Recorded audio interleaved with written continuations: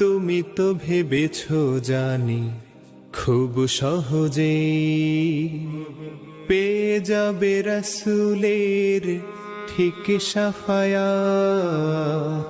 ঈমানের দাবি নিয়ে কাল আখিরায় পেয়ে যাবে সুবিশাল তুমি জান্নাত। আল্লাহ সুবহানাহু ওয়া তাআলা কোরআনে হাকিমের বিভিন্ন জায়গায় আল্লাহর ঈমানদার বান্দাদের মধ্য থেকে বিভিন্ন শ্রেণীর মানুষের কথা উল্লেখ করে আল্লাহ ঘোষণা দিয়েছেন আল্লাহ তাদেরকে ভালোবাসেন।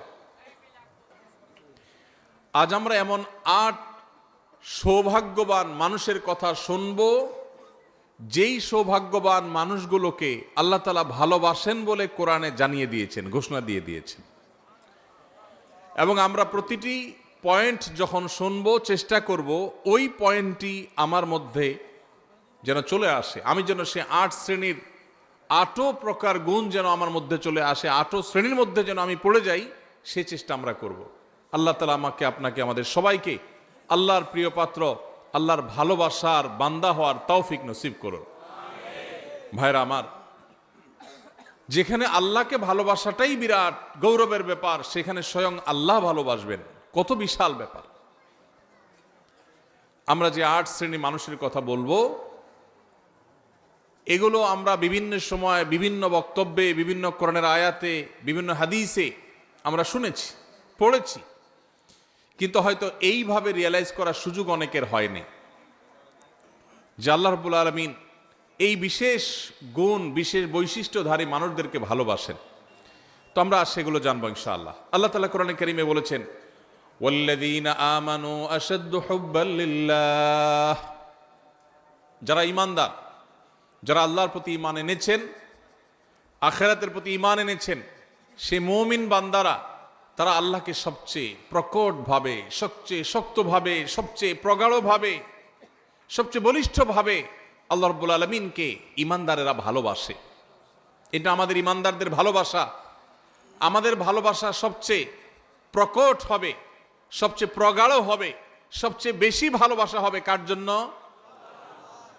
কেন আল্লাহর জন্য ভালোবাসা হবে? কারণ ভালোবাসার যে সূত্র, কারোর গুণে মুগ্ধ হয়ে, কারোর অবদানে তুষ্ট হয়ে, তৃপ্ত হয়ে আমরা তাকে ভালোবাসি। সকল গুণের সৃষ্টিকর্তাকে আল্লাহ রাব্বুল আলামিন। যদি কারোর গুণে, কোনো ব্যক্তি বা বস্তুর গুণে আমাকে মুগ্ধ করে এবং তাকে ভালোবাসতে বাধ্য করে, তাহলে ওই ব্যক্তি বা বস্তুর গুণের সৃষ্টিকর্তা, যিনি এই গুণকে সৃষ্টি করেছেন, এই গুণ তার সৃষ্টি না হলে ওই ব্যক্তি বা বস্তুর মধ্যে আসতোই না। তাহলে সে আল্লাহকে ভালোবাসা, এটা আমাদের বিবেকের দাবি, এটা আমাদের যুক্তি এবং ঈমানের দাবি কত বেশি হওয়ার কথা। ঠিক একইভাবে আমার প্রতি কারোর অবদান আছে, কেউ আমার উপকার করেছেন, অর্থ দিয়ে, কড়ি দিয়ে, পয়সা দিয়ে, কোনোভাবে আমার উপকার করেছেন, সেজন্য আমি তাকে ভালোবাসি। যিনি আমার উপকার করেছেন, তিনি নিজে উপকার করার ক্ষমতা সংরক্ষণ করেন না, আল্লাহ তাআলা তাকে উপকার করার ক্ষমতা দিয়েছেন, সামর্থ্য দিয়েছেন, তৌফিক দিয়েছেন, মানসিকতা দিয়েছেন, তাই তিনি করতে পেরেছেন।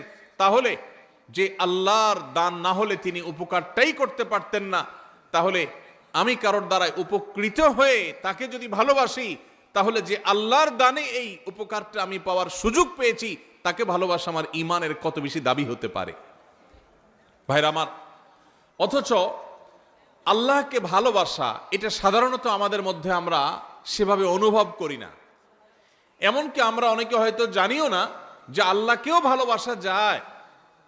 অনেক মুসলমান আছে যে আল্লাহর প্রতি ঈমান আনি, আখিরাতের প্রতি ঈমান এনেছি, ঈমানের সব পিলারগুলোর উপর ঈমান এনেছি, কিন্তু আমি জানি না যে আমার ভালোবাসার সবচেয়ে বেশি হকদার আল্লাহ, সবচেয়ে বেশি হকদার আল্লাহ।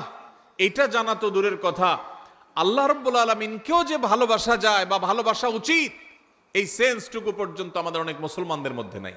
ভাইরা আমার, ভালোবাসার যত কারণ থাকতে পারে, তার সব কারণ, এই সবগুলো যার কারণে বা যার সৃষ্টি হিসেবে সেগুলোর কারণে আল্লাহ রাব্বুল আলামিনের প্রতি ভালোবাসা, এটা ঈমানের দাবি। কারোর মধ্যে যদি আল্লাহর প্রতি ভালোবাসা কম থাকে তাহলে বুঝতে হবে তার ঈমান দুর্বল, আর কারোর যদি আল্লাহর ভালোবাসা তার মধ্যে বেশি থাকে বুঝতে হবে তার ঈমান শক্তিশালী।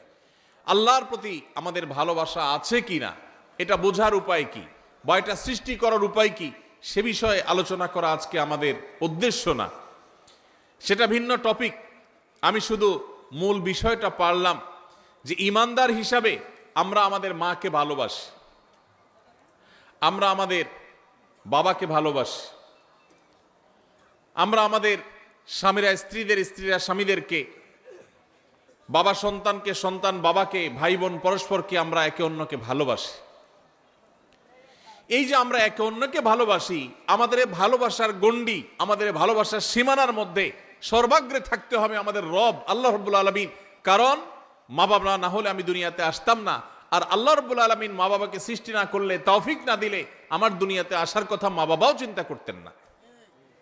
এই জন্য ভাই, আল্লাহ তাআলাকে আমাদের ভালোবাসতে হবে।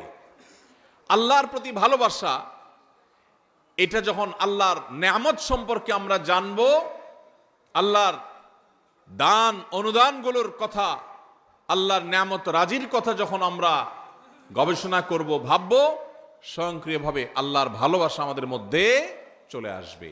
আল্লাহ তাআলা আমাদেরকে আল্লাহর ভালোবাসা অন্তরের অন্তঃস্থলে সুগভীরভাবে স্থাপন করার তৌফিক নসিব করুন। ভাইরা আমার, আল্লাহ রাব্বুল আলামিন তাকে যেখানে আমাদের ভালোবাসা কর্তব্য, সেখানে আল্লাহ তাআলা তার কিছু প্রিয় বান্দাদেরকে স্বয়ং ভালোবাসেন।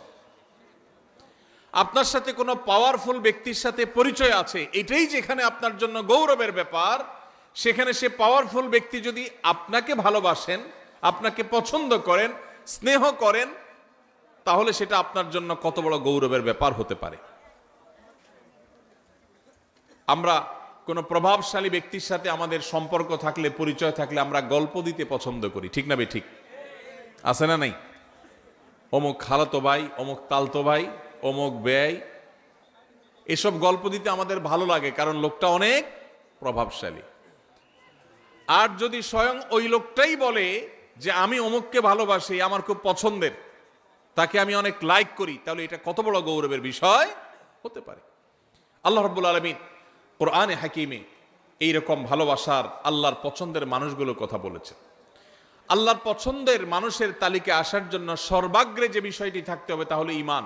ঈমান না থাকলে কখনো আল্লাহর প্রিয় পাত্র হওয়ার সুযোগ নেই।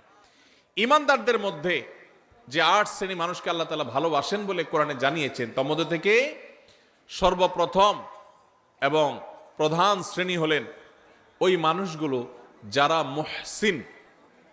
যারা কি? মুহসিন। মুহসিন শব্দের অর্থ হলো যারা সৎকর্ম করে, ভালো কাজ করে, অন্যের প্রতি অনুগ্রহ করে, ইহসান করে।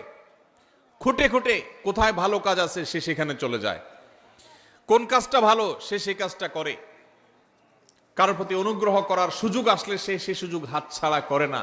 এই লোকটাকে বলে মুহসিন।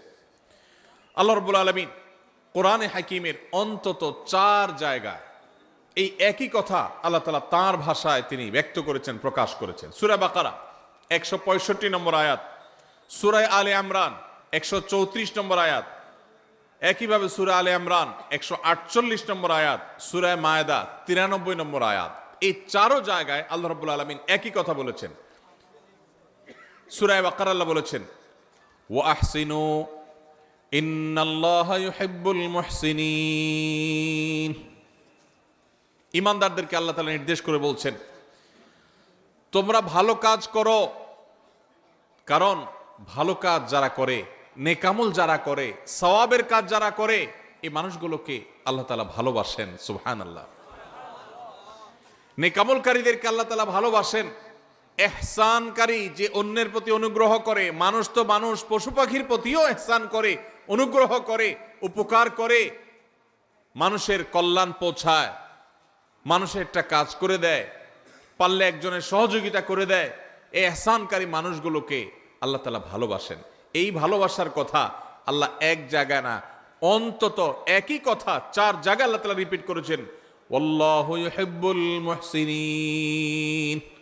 আল্লাহ রাব্বুল আলামিন ইহসানকারীদেরকে সৎকর্ম সম্পাদনকারীদেরকে, ভালো কাজ খুঁটে খুঁটে যারা করে সেই মানুষদেরকে, আল্লাহ তাআলার বান্দা, এমনকি আল্লাহর যে কোনো সৃষ্টির প্রতি যারা অনুগ্রহ করে, যাদের মনের মধ্যে মায়া আছে, যারা শক্ত হৃদয়ের না, যারা মানুষের প্রতি অবিচার করে না, জুলুম করে না, পারলে অনুগ্রহ করে, মায়া করে, দয়া করে, ভালোবাসে। মানুষ তো মানুষ, আপন তো আপন, এমনকি শত্রুর প্রতিও সে অবিচার করে না, পারলে অনুগ্রহ করে। এই মানুষগুলোকে আল্লাহ তাআলা ভালোবাসেন। ভাইরা আমার, তাহলে আমরা আল্লাহর ভালোবাসার মানুষগুলোর প্রথম শ্রেণীর সাথে পরিচিত ইতোমধ্যে হয়ে গেলাম। তারা হলো যারা খুঁজে খুঁজে সব নেকামল ভালো কাজগুলো করে, বিশেষ করে আল্লাহর সৃষ্টি একটি একটি করে খুঁজে সবার সাথে অনুগ্রহ করে, মায়া করে, দয়া করে, ইহসান করে। আমরা সেই কাতারে শামিল হওয়ার চেষ্টা করব তো ইনশাআল্লাহ। হে আরশে আজিমের মালিক, আপনি আমাদের সবাইকে মুহসিনদের কাতারে, আপনি যাদেরকে ভালোবাসেন বলে কোরআনে ঘোষণা দিয়েছেন, আল্লাহ আমরা যেন সেই মানুষদের কাতারে শামিল হতে পারি, সেই তৌফিক নসিব করেন। আজকের এই মাহফিল থেকে আমরা ভাই নিয়ত করে নেই, যখনই কোনো ভালো কথা শুনবো সবার আগে আমল করব। যখনই কোনো ভালো কথা জানবো সবার আগে সেটা বাস্তবায়ন করব। যখনই কারোর প্রতি উপকার করার, ইহসান করার, কারোর কল্যাণ পৌঁছানোর, কারোর সেবা করার, কারোর একটা সহযোগিতা করার সুযোগ পাবো, সবার আগে সেটা আমি ধরবো, হাতছাড়া করব না, চেষ্টা করবো তো ইনশাআল্লাহ। স্বার্থপরতার এই যুগে, স্বার্থান্ধের এই যুগে প্রত্যেকটা মানুষ নিজের স্বার্থ নিয়ে ভাবে, কারোর উপকারের কথা সাধারণত চিন্তা করে না। এমন স্বার্থান্ধ হয়ে গেছি আমরা আজ, এখন প্রবাদী হয়ে গেছে, আগে বাঁচলে বাপের নাম, নিজে বাঁচলে বাপের নাম। নিকৃষ্টতম একটা প্রবাদ আমাদের বাংলা ভাষায় প্রচলিত, নিকৃষ্টতম প্রবাদ, নিজে বাঁচলে বাপের নাম। এটা সেলফিশদের প্রবাদ, এটা কোনো মুসলমানের প্রবাদ নয়, এটা কোনো ভালো মানুষের প্রবাদ হতে। নিজে বাঁচলে অর্থাৎ আমারটা ঠিক থাকলে 16 আনা, তারপরে এবার বাপের চিন্তা করব, অন্যের চিন্তা করব। এটা কি ভালো মানুষের কথা না স্বার্থপরের কথা? আমরা সেই সাহাবীদের রুহানি সন্তান, আমরা সেই নবীর উম্মত যেই নবী নিজের চিন্তা পরে করতেন, মানুষের চিন্তা আগে করতেন। আমরা কি নিজের চিন্তা আগে করব না মানুষের চিন্তা আগে করব? যে বলে নিজে আগে বাঁচলে বাপের নাম, নিজে বাঁচলে বাপের নাম, তার এই কথার মধ্য দিয়ে সে মূলত তার স্বার্থপরতার কথার বার্তা দিয়েছে, ইঙ্গিত দিয়েছে। একজন মুসলমান তিনি তার জীবন বিপন্ন করে হলেও, তার জীবন বাজি রেখে হলেও আগে তার বাপকে বাঁচানোর চেষ্টা করবে, ঠিক না বে ঠিক?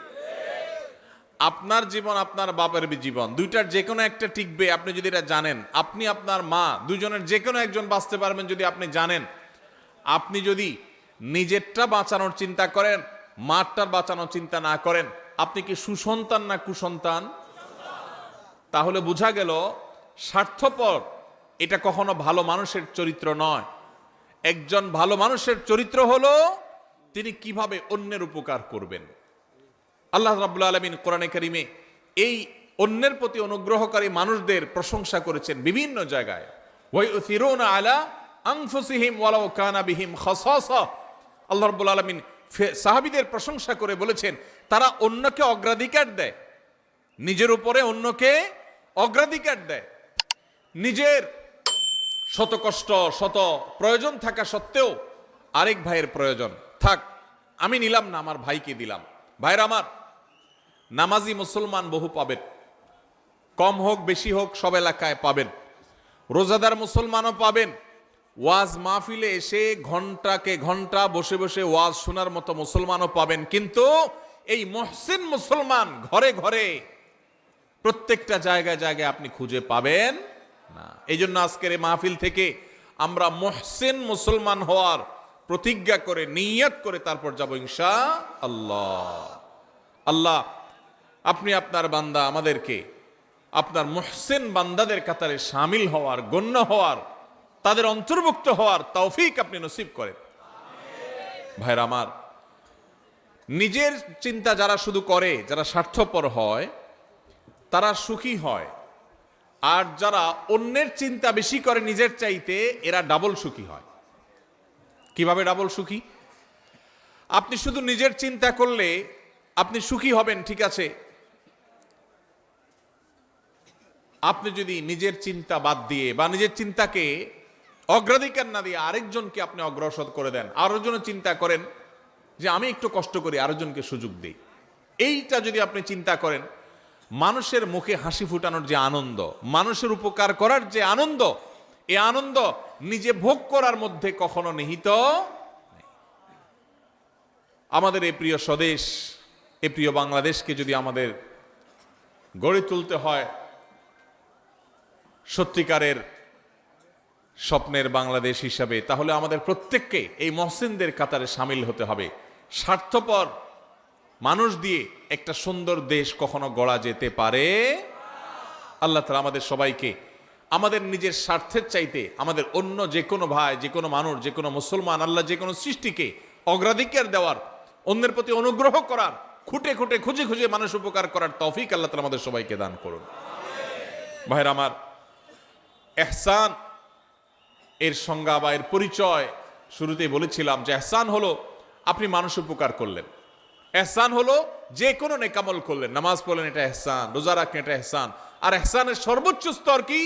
নবী করিম সাল্লাল্লাহু আলাইহি সাল্লাম হাদিসে জিবরিল, ঐতিহাসিক হাদিস, যে হাদিসে জিবরিল আলাইহিস সালামের মাধ্যমে আমাদেরকে দ্বীন শেখানো হয়েছে, সেই হাদিসে নবী করিম সাল্লাল্লাহু আলাইহি ওয়াসাল্লাম শিক্ষা দিয়েছেন কি? ইহসান হলো আনতা আবুদাল্লাহ কাআন্নাকা তারা ফাইন লাম তাকুন তারাহু ফাইন্নাহু ইয়ারাক। আপনি যখন ইবাদত করবেন, নামাজ পড়বেন, আপনার স্মরণ আসবে যে আমি নামাজে দাঁড়িয়েছি, আমি আল্লাহকে দেখছি, আল্লাহকে দেখছি, এই কথা মনে করে নামাজে দাঁড়াবেন। আর যদি এই কথা মনে করতে না পারেন, এতদূর শক্তিশালী ইমানদার না হন, তো কমপক্ষে এইটা ভাববেন যে আল্লাহ তাআলার অবজারভেশনে আমি আছি, আল্লাহ আমার দিকে তাকিয়ে আছে। ভাইরা আমার, আপনি কোথাও ডিউটি করেন কোনো কোম্পানির, কোম্পানির মালিক পেছনে দাঁড়ানো আছে, অন দ্য স্পট আপনি ডিউটি করছেন। আপনি যদি জানতে পারেন, আঁচ করেন, অনুভব করেন যে মালিক সাহেব পেছনে দাঁড়ানো আছে বা মনিটর করছেন আপনাকে, তাহলে আপনার কাজের সিরিয়াসনেস একটু হলেও বেশি হবে কি হবে না? আপনি একটু নড়ে চড়ে বসবেন কি বসবেন না? ভাইরা আমার, ঠিক একইভাবে আমরা যখন ইবাদত বন্দেগী করব, যে কোনো ভালো কাজ করব, আমরা চিন্তা করব আমাদেরকে কে দেখছেন? আল্লাহ দেখছেন। আল্লাহ রাব্বুল আলামিন সবকিছু দেখেন, কোনো কিছুই তার কাছে গোপনীয় থাকে না। বিধায় ওই মানসিকতা নিয়ে যদি ইবাদত করতে পারেন, এটা হলো ইহসানের সর্বোচ্চ স্তর, সর্বোচ্চ লেয়ার। আপনি মুহসিনদের মধ্যে সবচেয়ে আপার ক্লাসের মুহসিন হতে পারবেন যদি আপনার সমস্ত ইবাদত করার সময় আল্লাহর কথা স্মরণ হয়। আপনি যখন নামাজে দাঁড়িয়ে সূরা পড়ছেন, আপনার মনে হচ্ছে আল্লাহ আমাকে দেখছেন। এই যে ওয়াজ মাহফিলে বসে আপনি কোরআন এবং হাদিসের কথা শুনছেন, একটি ভালো কাজে এসেছেন, এখনো আপনার মনে হবে যে আমার আল্লাহ দেখছেন যে বান্দা আমার কোরআন হাদিসের কথা শুনছেন। অতএব আমার মনের মধ্যে যেন বাজে চিন্তা না আসে, আমার নিয়তের মধ্যে যেন ভেজাল না ঢুকে, আমি যেন ভুল কিছু না করি। আল্লাহ তাআলা আমাদের সবাইকে এইভাবে আমাদের সমস্ত আমলগুলোকে ইহসানের সর্বোচ্চ স্তর দিয়ে সাজিয়ে মুহসিনদের সবচেয়ে আপার ক্লাসে পৌঁছার তৌফিক নসিব করুন। তাহলে প্রথম প্রকার মানুষ পেয়ে গেলাম যাদেরকে আল্লাহ রাব্বুল আলামিন ভালোবাসেন, তারা হলেন মুহসিন। আল্লাহ রাব্বুল আলামিনের নির্দেশ পালন করতে গিয়ে সকল ভালো কাজে তাদেরকে পাবেন। সব সমাজে এরকম কিছু মানুষ কম হোক বেশি হোক পাবেন, যে খুঁজে খুঁজে দেখবেন যে সব ভালো কাজ করে। মসজিদে সবার আগে, বন্যা হয়েছে ত্রাণ নিয়ে সবার আগে, কেউ বিপদে পড়ছে সবার আগে, রমজানের রোজা সবার আগে, তারাবিতে সবার আগে, যে কোনো ভালো কাজে সবার আগে পাবেন। এরকম মুহসিন মানুষদের মধ্যে আমরা শামিল হতে চাইব। আল্লাহ আমাদের সবাইকে তৌফিক নসিব করুন। নাম্বার 2, দ্বিতীয় যে শ্রেণীর মানুষকে আল্লাহ তাআলা ভালোবাসেন বলে ঘোষণা দিয়েছেন কোরআনে, এক জায়গায় নয়, একাধিক জায়গায়, অন্তত 3 জায়গায় আল্লাহ তাআলা একই কথার ঘোষণা দিয়েছেন। সেই মানুষগুলো হলেন মুত্তাকিরা। কারা?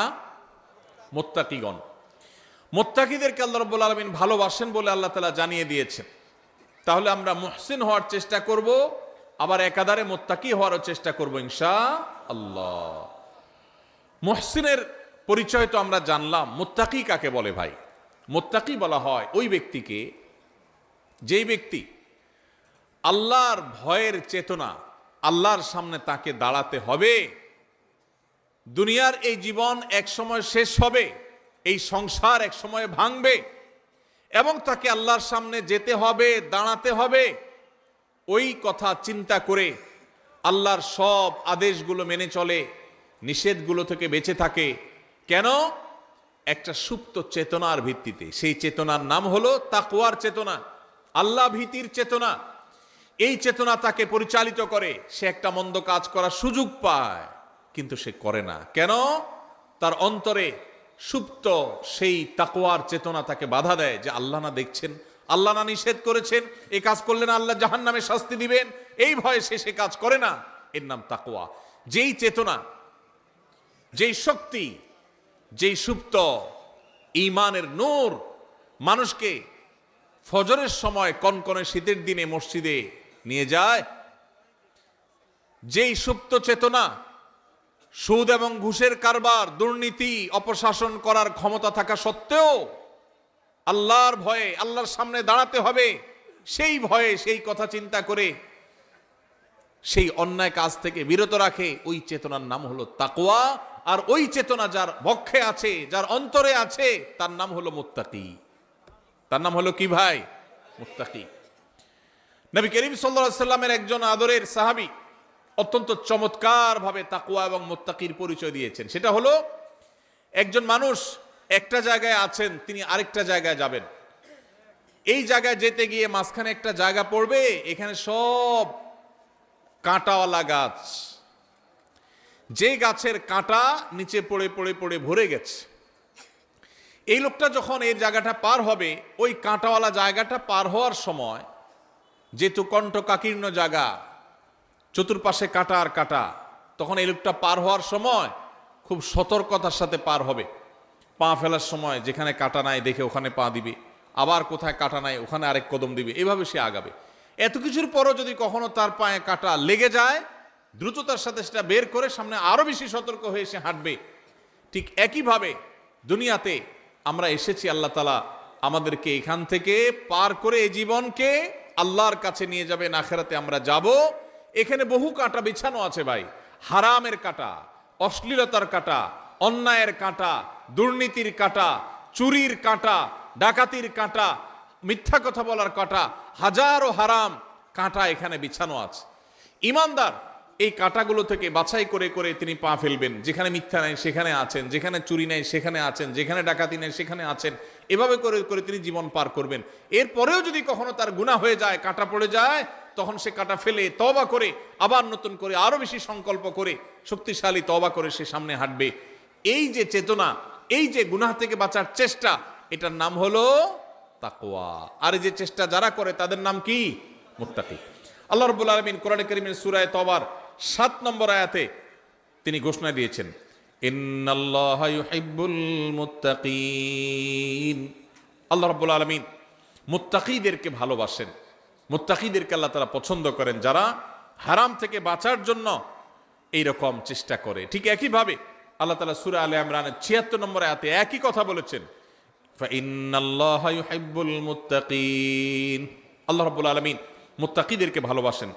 ভাইরা আমার, এই একই নির্দেশ আল্লাহ রাব্বুল আলামিন একই কথা একাধিক জায়গায় বলেছেন যে তিনি মুত্তাকিদেরকে ভালোবাসেন। তাহলে আমাদের সমাজে আপনি ডানে বামে খোঁজ করলে দেখবেন কিছু লোক আছে আপনার মসজিদে নামাজ পড়ে, আপনার এলাকায় বসবাস করে, হারামের ধারে কাছে নাই, হারাম দেখলে সে সেখান থেকে চলে যায়। আছে না নাই?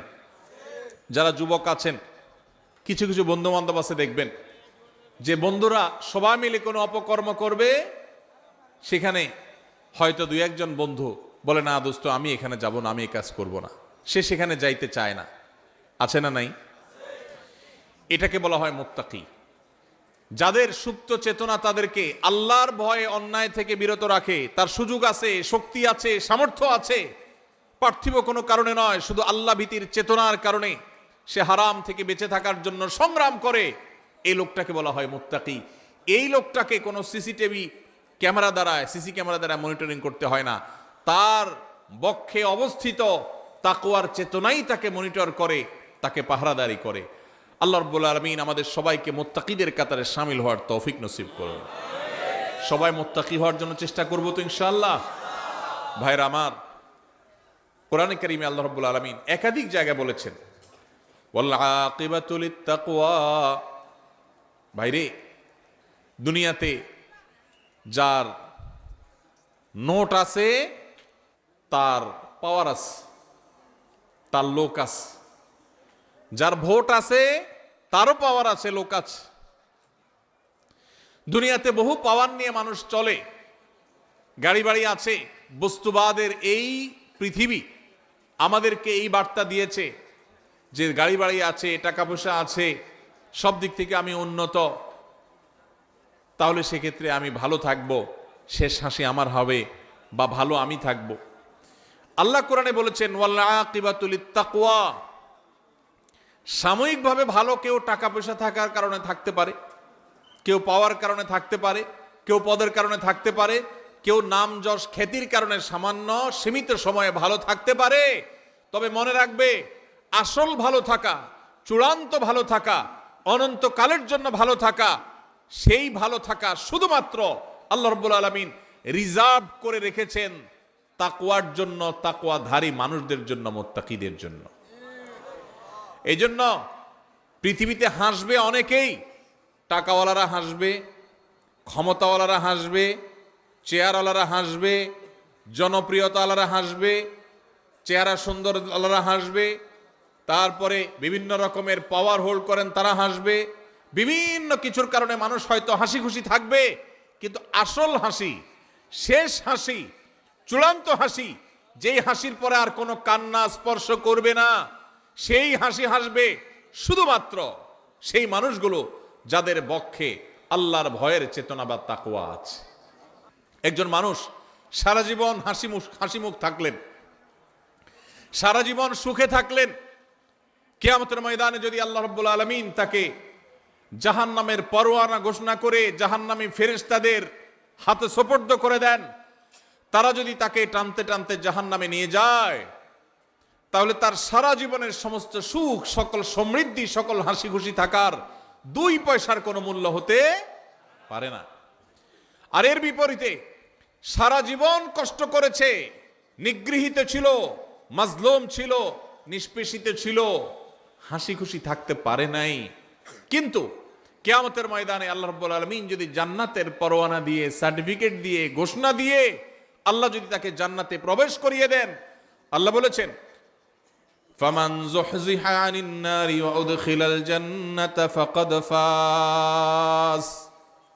যে ব্যক্তিকে জাহান্নাম থেকে দূরে সরানো হবে আর জান্নাতে প্রবেশ করানো হবে, এই ব্যক্তি সফল, এই ব্যক্তি সাকসেস। এই সাকসেস আর কখনো ব্যর্থতায় পর্যবসিত হবে না, এই সফলতা কখনো হারিয়ে যাবে না। পৃথিবীর সকল সফলতা একসময় হারিয়ে যায়, ক্ষমতা হারানোর ভয় আছে না নাই? আছে না নাই? না ক্ষমতা চিরকাল থাকে? হাতের কাছে আমাদের দৃষ্টান্ত দেখার সুযোগ হয়েছে না হয় নাই? নিজের চোখের সামনে এরকম জাজ্জল্যমান উদাহরণ দেখার পরও যদি ঈমান না জাগে, আর কখন জাগবে? ভাইরা আমার, টাকার জৌলস চিরকাল থাকে না শেষ হতে পারে? আমির ফকির হতে দেরি হয়? আল্লাহ চাইলে মুহূর্তের ভিতরে ফকির হয়। দুনিয়াতে মানুষ যত সফলই হোক, যত সাকসেসই হোক, যত সুখী হোক, একসময় সে সুখ চলে যাওয়ার ভয় আছে। কিন্তু জান্নাতে যদি কেউ একবার প্রবেশ করে যায়, তো আর কখনো কোনো ব্যর্থতা তাকে স্পর্শ করবে। সেই শেষ হাসি সম্পর্কে আল্লাহ বলেছেন ওয়াল আকিবাতু লিত্তাকওয়া। মনে রাখবে, পৃথিবীতে কারোর খেতে ফসলটা ভালো হয়েছে, সে সুখী। কেউ কোনো পাওয়ার পেয়েছে, সে সুখী। কারোর অর্থকড়ি করতে পেরেছে, সে সুখী। কারোর ব্যবসা ভালো করেছে, সে সুখী। ভালো কথা, কিন্তু এই সুখগুলোর কোনোটাই স্থায়ী সুখ নয়, এগুলা ক্ষণস্থায়ী। এগুলো এক সময় হারিয়ে যায়, শেষ হয়ে যায়, আকাশ থেকে পাতালে নেমে যায়। কিন্তু যদি কেউ তাকওয়া অন্তরে ধারণ করে, এই দুনিয়াতে সুখে থাকুক আর দুঃখে থাকুক, শেষ হাসি, চূড়ান্ত খুশি আল্লাহ তাআলা তাকেই দিবে। আল্লাহ তাআলা আমাদের সবাইকে সে মুত্তাকিদের কাতারে শামিল হওয়ার তৌফিক নসিব করুন, বলুন আমিন। ভাইরা আমার, তাহলে মুত্তাকি হওয়ার চেষ্টা করতে হবে। মুত্তাকি হওয়ার জন্য কি করব আমরা? মুত্তাকি হওয়ার জন্য বেশি কিছু না ভাই, সকল হারাম থেকে বেঁচে থাকতে হবে, সকল অন্যায় থেকে বেঁচে থাকতে হবে, সকল গুনাহ থেকে বেঁচে থাকতে হবে, আল্লাহর সমস্ত আদেশ নিষেধ মেনে চলতে হবে। চেষ্টা করব তো আমরা ইনশাআল্লাহ। আল্লাহ তাআলা আমাদের সবাইকে আল্লাহর সমস্ত আদেশ নিষেধগুলো মেনে চলার তৌফিক নসিব করুন। আল্লাহ আল্লাহ আপনি আমাদেরকে মুত্তাকিদের কাতারে শামিল করে দিন। আল্লাহ আপনি আমাদের অন্তরে তাকওয়া ঢেলে দিন। আল্লাহ তাকওয়া আমাদের অন্তরে স্থির করে দিন। আমাদেরকে যেন আপনার তাকওয়ার শক্তি যেন পরিচালিত করে, তাকওয়ার প্রভাবে যেন আমরা প্রভাবিত হই, আমরা যেন মুত্তাকিদের ইমাম হতে পারি। আল্লাহর কাছে দোয়া করব তো ইনশাআল্লাহ। তাহলে দ্বিতীয় শ্রেণীর মানুষ পাইলাম। আপনার সমাজে আপনার আশেপাশে যদি দেখেন এমন মানুষ, আল্লাহর ভয়ে তারা হারামের কাছে যায় না, আল্লাহর ভয়ে তারা হালাল ছাড়ে না, ফরজ কাম ছাড়ে না, ওয়াজিব কাম ছাড়ে না, এইরকম মানুষ যদি খুঁজে পান তাহলে বুঝে নিবেন এই লোকটা সেই মানুষ যাকে আল্লাহ ভালোবাসেন, এবং আপনিও চেষ্টা করবেন সেই কাতারে যাওয়ার। আল্লাহ আমাকে তৌফিক দান করুক। আমি আপনাদের কাছে দোয়া চাই, আল্লাহ যেন শুধু নামকাওয়াস্তে মুসলমান না রাখেন। আমরা সবাই নিজেকে মুসলমান দাবি করি, সোকল বা নামকাওয়াস্তে মুসলমান হয়তো আমরা সবাই আছি কম বেশি, কিন্তু মুত্তাকি মুসলমান খুব বেশি নাই ভাই। হারামও করে আবার মুসলমান, এই লোক মুত্তাকি না।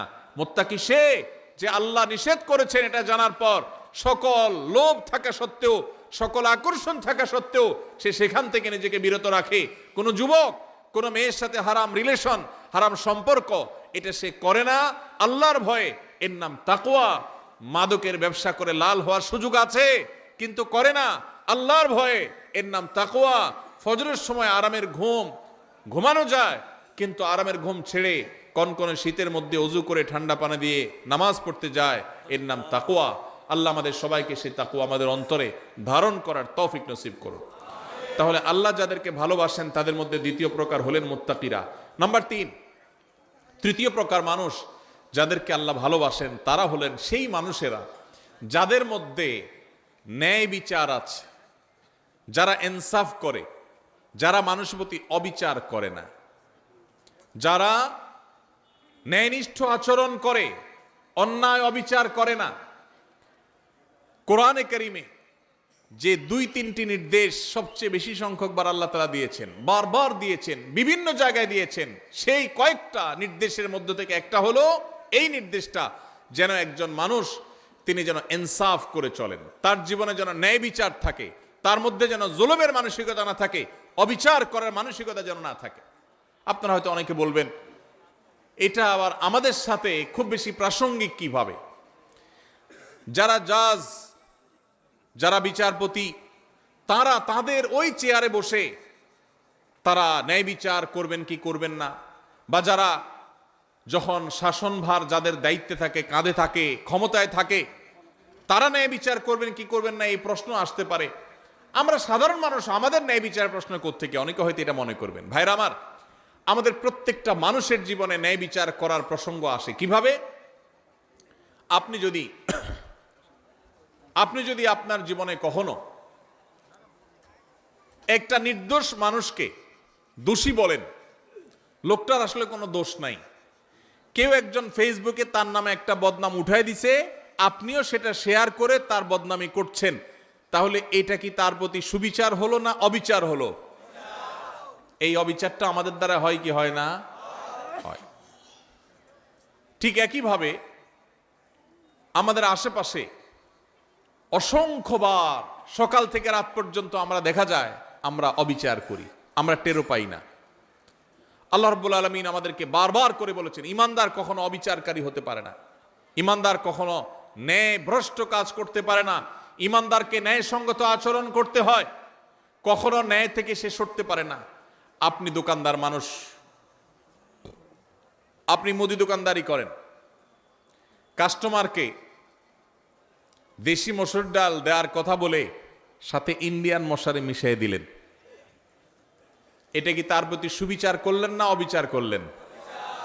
দাম নিলেন দেশি মশারির, দিলেন ইন্ডিয়ানটা মিশায়া। মশারি ইন্ডিয়ানটার দাম বেশি না দেশিটার দাম বেশি? যেটার দাম বেশি ওইটার টাকা নিলেন, আর কম দামাটার সাথে মিশিয়ে দিলেন, ন্যায় বিচার হলো না অবিচার হলো? তার যা হক সেটা দেয়া হয়েছে না নষ্ট করা হয়েছে? ভাইরা আমার, আপনি কাস্টমার, দোকানদার না। টাকা একটা ছিঁড়ে গেছে, টাকা ছিঁড়লে টাকার মান কমে না। বাংলাদেশ ব্যাংকের নিয়ম অনুযায়ী, দেশের প্রচলিত আইন অনুযায়ী কোনো টাকা ছিঁড়লে ওইটার মান কমে যায় না। কিন্তু যেভাবেই হোক আমাদের সমাজে কারোর কাছে ছেঁড়া টাকা থাকলে সে ওই টাকা চালাইতে খবর আছে, কারণ কেউ ছেঁড়া টাকা নিতে চায় না। এই জন্য আপনার কাছে কোনোভাবে একটা ছেঁড়া টাকা চলে আসছে, আপনি ছেঁড়া অংশকে লুকায়া দোকানদারকে এমনভাবে দিয়ে দিচ্ছেন ব্যস্ততার মধ্যে বেটা ক্যাশে রেখে দিস। সুবিচার হলো নাকি অবিচার হলো? দোকানদার আপনাকে জিনিসটা দিছে ভালো, আপনি টাকাটা দিছেন এমন টাকা যে টাকা নিয়ে তার ভেজালে পড়া লাগবে, তাহলে কি সুবিচার হয়েছে না অবিচার হয়েছে? একজন মানুষ, তিনি এখানে নাই, তিনি এখন বাজারে গেছেন, আরেকজনের সাথে বসে তার ব্যাপারে আপনি বদনামি করলেন, তার প্রতি সুবিচার হলো না অবিচার হলো? এগুলো দূরবর্তী অবিচার। আমরা যদি একেবারে প্রাসঙ্গিক, একেবারে সবচেয়ে নিকটবর্তী যে সুবিচার অবিচারের বিষয়টা সেটাও দেখি, তো আমরা দেখব যে আমরা ওই যে আমি শুরুতে যে প্রবাদের কাছে কথা বলছিলাম, আমরা নিজের বেলায় 16 আনা, অন্যের বেলায় 1 আনাও, এটা কি সুবিচার না অবিচার? এই সমাজে বেশিরভাগ মানুষ দেখবেন এত বেশি স্বার্থপর যে নিজেরটা 16 আনা বুঝে, আরেকজনেরটা 1 আনাও বুঝে না। এই লোকটার ভিতরে সুবিচার আছে না অবিচার আছে? আল্লাহ রাব্বুল আলামিন অবিচারকারী মানুষদের ভালোবাসেন না, আল্লাহ ভালোবাসেন সুবিচারকারী মানুষদের। ভাইরা আমার, আপনি রাস্তায় যাচ্ছেন, হঠাৎ করে দেখলেন একটা ভেজাল বাজছে, গন্ডগোল চলছে। কি গন্ডগোল? আপনার খুব ঘনিষ্ঠ এক বন্ধু বাইক নিয়ে যাচ্ছে, রিকশাওয়ালার সাথে কোনোভাবে অ্যাক্সিডেন্ট হয়ে গেছে, এখন এটা নিয়ে বাদানুবাদ ঝগড়া চলতেছে, কার দোষ কার গুণ। আপনি সেখানে গিয়ে যখন দেখছেন যে আমার দোস্ত বাইক চালাচ্ছে, রিকশাওয়ালার সাথে সংঘর্ষ হয়েছে, রিকশা আরোহী পড়ে গেছেন, আহত হয়েছেন, রিকশাওয়ালা ক্ষতিগ্রস্ত হয়েছেন, আপনি চোখ বন্ধ করে ডাইরেক্ট যায়া যেভাবে হোক ঘুরায় পেঁচায় আপনার দোস্ত, আপনার বন্ধুর পক্ষ অবলম্বন করলেন, আর রিকশাওয়ালা বললেন, ভাই আপনারই তো দোষ মনে হচ্ছে। সুবিচার না অবিচার? আপনি ভালো করে জানেন না, আপনি ওখানে ছিলেনও না, আপনার দোস্ত দেখে আপনি তার পক্ষ নিয়ে নিলেন, আরেকজনের বিপক্ষে চলে গেলেন। সুবিচার না অবিচার? আপনার এলাকার মানুষের সাথে আরেক এলাকার মানুষের গন্ডগোল লাগছে, আপনি যাই দেখলেন আরে আমার বাড়ির কাছের মানুষ, এবার যেহেতু আমার বাড়ির কাছের মানুষ, অতএব অন্ধের মতো তার সমর্থন করলাম, সে অন্যায়কারী হোক আর নির্দোষ হোক, সে যেটাই হোক না কেন আমার এলাকার লোক, বিধায় তার সমর্থন আমি করলাম। সুবিচার না অবিচার? কারণ তার পক্ষে যদি আপনি নেন, আর যদি সে আসলে দোষী হয়, তাহলে আপনি দোষীর পক্ষ নিলেন, নির্দোষের বিরুদ্ধে গেলেন। সুবিচার হবে না অবিচার হবে? ইমানদার কখনো অবিচার করতে পারে? ভাইরা আমার, এই কথাকে আল্লাহ রাব্বুল আলামিন কোরআনে কারীমে সূরা মুমতাহানার 8 নম্বর আয়াতে বলেছেন। একই কথা আল্লাহ রাব্বুল আলামিন কোরআনে কারীমে সূরা হুজুরাতের 9 নম্বর জায়গায় 9 নম্বর আয়াতে বলেছেন। একই কথা আল্লাহ তাআলা সূরা মায়দার 42 নম্বর জায়গায় বলেছেন। অন্তত 3 জায়গায় আল্লাহ তাআলা বলেছেন, ইন্নাল্লাহা ইউহিব্বুল মুকসিতিন। আল্লাহ বলেছেন, ওয়া আকসিতু, তোমরা সব সময় ন্যায় বিচার করে চলবে। খবরদার, ন্যায় বিচার করে চলবে, কারণ আল্লাহ তাআলা ন্যায় বিচারকারীদেরকে, ন্যায়নিষ্ঠ আচরণকারীদেরকে, ইনসাফকারীদেরকে ভালোবাসেন। জালিম, অত্যাচারী, অবিচারকারী এরকম মানুষকে আল্লাহ পছন্দ করেন না, ভালোবাসেন না। আল্লাহ ভালোবাসেন তাদেরকে যারা ন্যায় বিচার করে। অনেক লোক নামাজ পড়ে, ন্যায় বিচার নাই, আছে না নেই? অনেক লোক লম্বা দাঁড়িয়ে আছে, কিন্তু ন্যায় বিচার নাই, আছে না নেই? এক ছেলে তার একটু বেশি টানে, আরেক ছেলের দেখতেও পারে না, দাড়ি কিন্তু লম্বা। ন্যায় বিচার না অবিচার? অবিচার।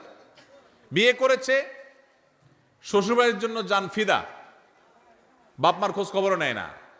ন্যায় বিচার না অবিচার? অবিচার।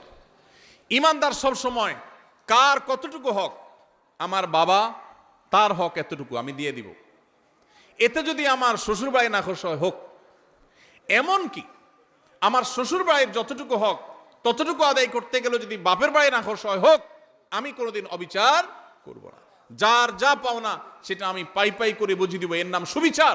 ইমানদার সবসময় সুবিচারকারী হবে। আজকের এই সমাজে দাড়িওয়ালা মানুষ কম বেশি আছে, টুপিওয়ালা মানুষ কম বেশি পাওয়া যায়, নামাজি মানুষ রোজাদার মানুষ কম বেশি পাওয়া যায়, ওয়াজ মাহফিল শোনা মানুষের সংখ্যাও কম নয়, কিন্তু সুবিচারকারী মানুষের সংখ্যা এদেশে হাতে গোনা হয়ে গেছে, নগণ্য হয়ে গেছে, হারিয়ে গেছে।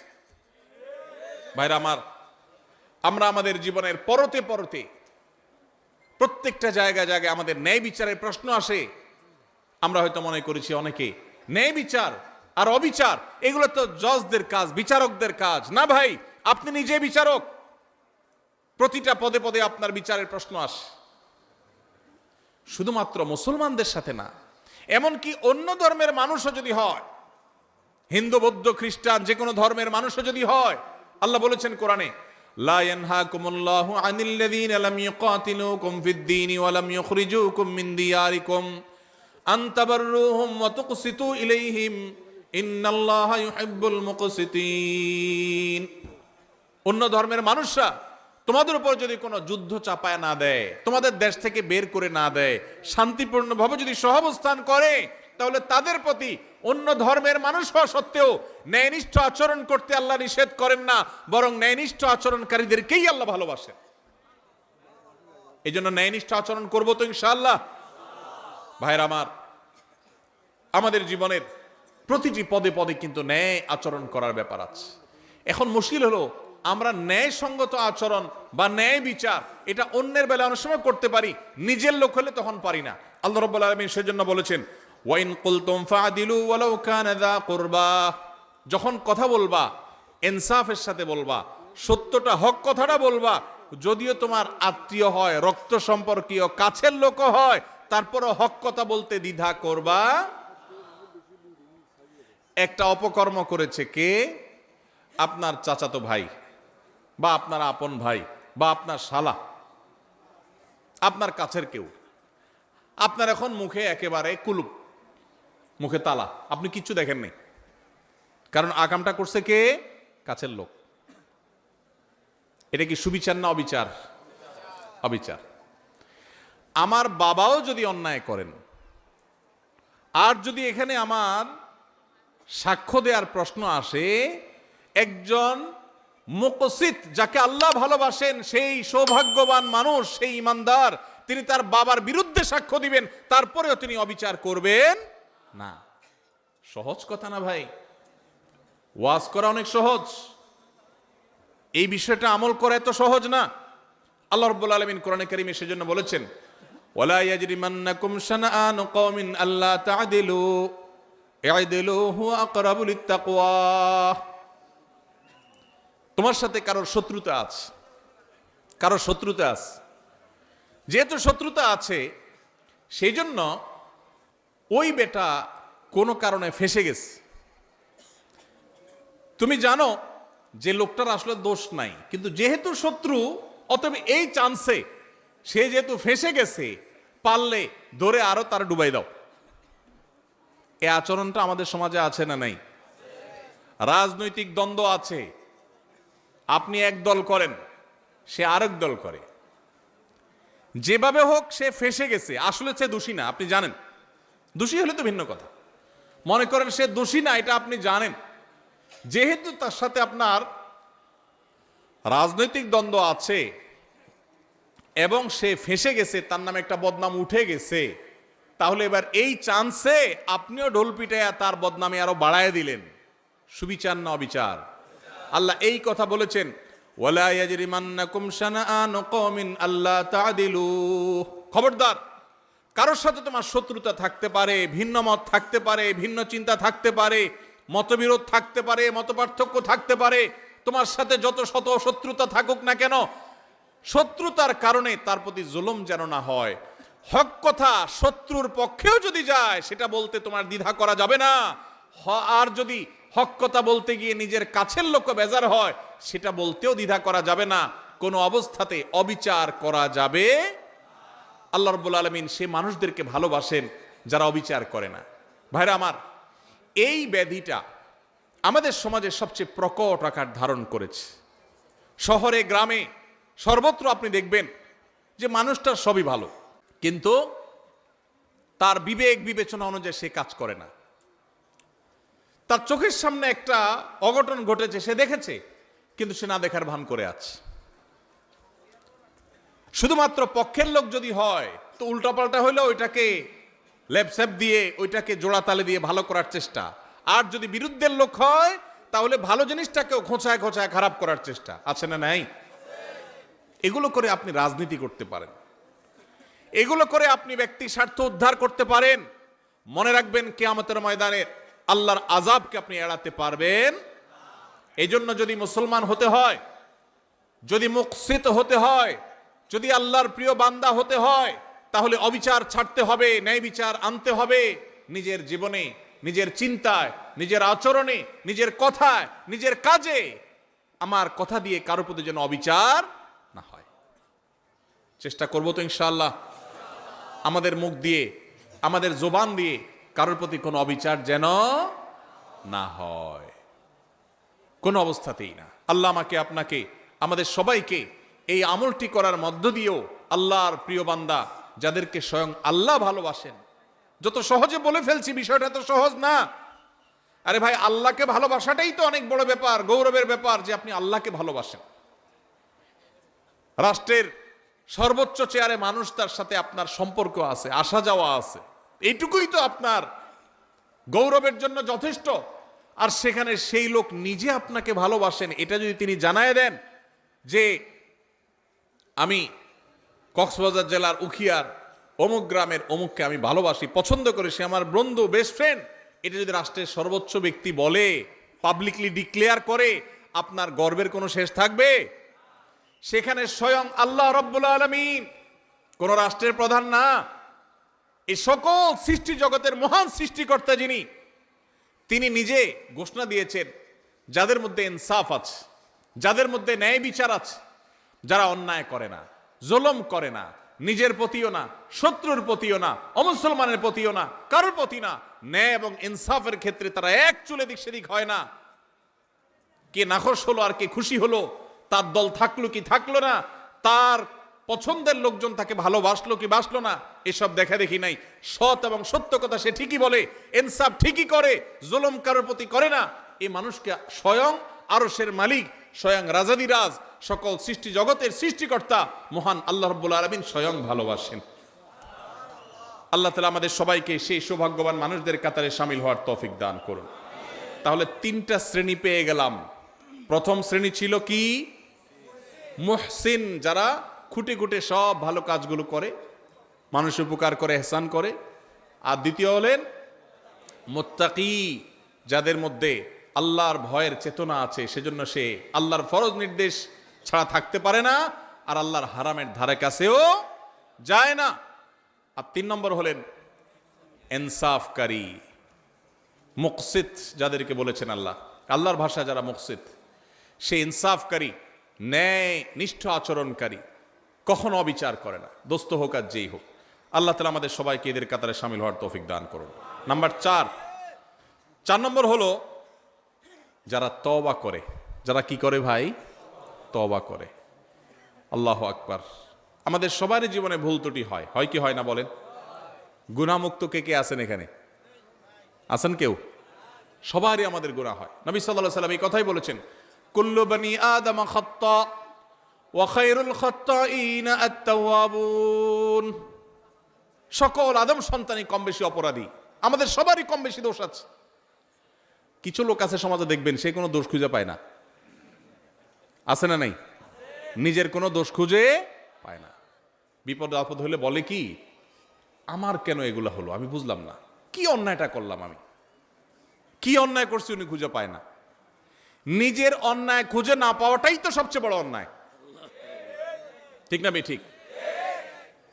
মানুষ যার পরতে পরতে ভুল হয়, এটা ভুল হয়, ওইটা ভুল হয়, মানুষ, সে মানুষ যদি নিজের ভুলের কথাই সে আঁচ করতে না পারে, এটাই তো সবচেয়ে বড় অন্যায়। অনেক লোক আছে দেখবেন বিড়ি বা সিগারেটের ধোঁয়া ছাড়তে ছাড়তে বলে, ভাই জানেন আমার এই জীবনে আমি কোনোদিন কারোর কোনো ক্ষতি করিনি। ছাড়তেছে কিসের ধোঁয়া? সিগারেটের ধোঁয়া। উপকার করতেছে না ক্ষতি করতেছে? ধোঁয়া ছাড়তে ছাড়তে বলে, জানেন ভাই এই জীবনে কোনোদিন কারোর কোনো ক্ষতি করি নাই। স্টিল সে ক্ষতি করতেছে, কিন্তু তার সে খবর। তো অনেক লোক এমন আছেন যে নিজের পাপ অপরাধ খুঁজে পায় না, বলে যে এত বিপদ আমার কেন, কি অন্যায়টা করলাম আমি, কি অন্যায় করছে উনি। ভাইরা আমার, আমাদের অজান্তে কত ভুল হয় বলেন। ধরেন আপনি নামাজে দাঁড়াইছেন, ইবাদত করতেছেন, আপনার জামাটা হয়তো কোনো কারণে একটু গন্ধ হয়ে গেছে, আপনি জানেনও না, হতে পারে না কোনো এক সাইডে কোনো গন্ধ কিছু লাগছে বা কিছু। আপনার পাশের মুসল্লির কষ্ট হচ্ছে, অন্যায় না ন্যায় এটা? আপনি হয়তো টেরো পান নাই, হইতে পারে কি পারে না বলেন?